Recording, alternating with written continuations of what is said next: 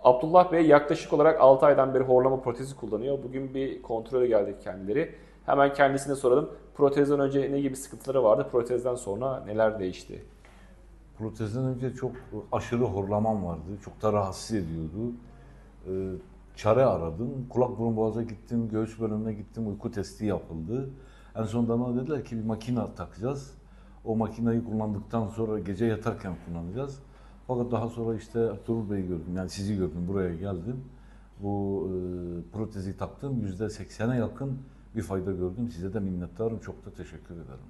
Çok sağ olun, çok teşekkür ederiz. Görüşmek üzere, sağ olun.